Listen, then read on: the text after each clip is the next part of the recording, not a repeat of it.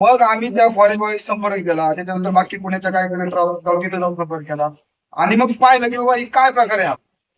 आणि मग त्याच्यातून कळलं की ही सगळी जागा तुमची ऍक्वर होणार आहे. पुढे बाकीच्या गोष्टी तुम्हाला स्थलांतरित केलं सगळं बिबट्या आणि मानव संघर्षासाठी ते इकोसेन्सिटिव्ह मग त्याच्यावरती व्यवस्थित रिसर्च केला. अगदी सगळे ते मॅप वगैरे बनवलं. मग मानवी वस्ती कुठे आहे, त्याच्यानंतर प्राण्यांचं वस्तीस्थान कुठं आहे, मग प्राण्यांचा वावर किती खाली येऊ शकतो काय, हे सगळं त्याच्यावरती दाखवलं आपण अगदी प्रोजेक्टवरती. त्या अरे सोबत आपली मिटिंग झाली इथं फॉरेस्ट ऑफिस जुन्नरच्या आपल्या शून्यच्या पाहिजे तिथं. आणि मग त्याला कळलं की अरे नाही, ह्या लोकांपासून काही प्राण्यांना त्रास नाही.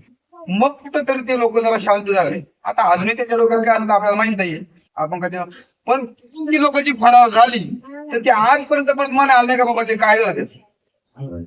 आता काय होतंय की म्हणजे जी माणसं बाधित आहेत समजा ज्यांना त्याच्याकडून त्रास होणार आहे त्या माणसाला आतून कळलं लागेल अशी, पण तसं होत नाही. आपल्या माणसं तेच होते सर तात्पुरता म्हणजे विषय मिटला का ते फरार होते.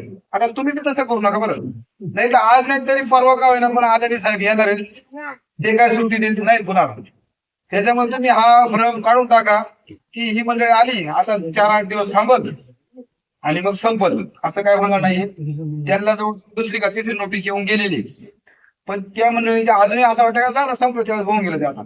पण तसं करू नका ते. मला वाटते सर्वे वगैरे त्याचे चालू आहे. अजून एक मुद्दा सांगतो साहेब, इथं जो प्रकल्प होत असताना काही भूगर्भ शास्त्रज्ञांनी येऊन सर्वे वगैरे केले असते तर ते पण बघा जरा.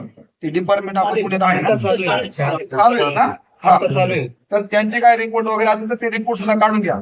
बऱ्याच वेळा काय होते की जर इथं वीज निर्मितीचा प्रकल्प चालू होणार आहे, खालून वरती पाणी येणार, वरून खाली पाणी येणार आहे, तर इथंची जमीन इथंचं वातावरण त्या प्रकल्पासाठी पोषक आहे का, योग्य आहे का, तो एक सर्वे होणार आहे आणि त्याचा पण रिपोर्ट आपल्याला लागतो.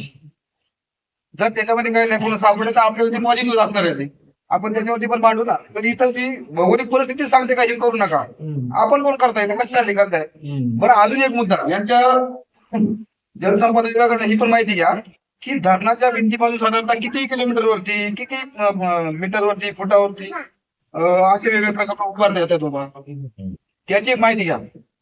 कारण भिंत म्हणजे अगदी 200-250 मीटरवरती असेल ती फार ना.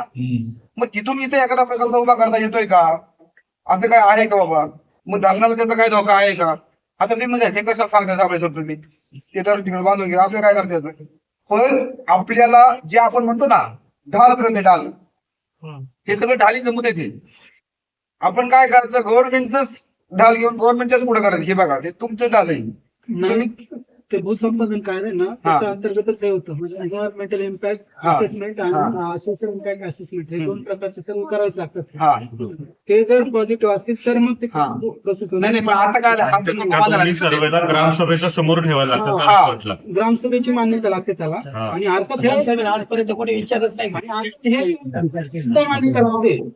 हे सर्व करायचं आणि असं करणार म्हणजे काय करावं लागतं हाच मुद्दा आपल्याला. तुम्ही राजपत्राचं इथं पूर्ण येतं बाहेरचं काय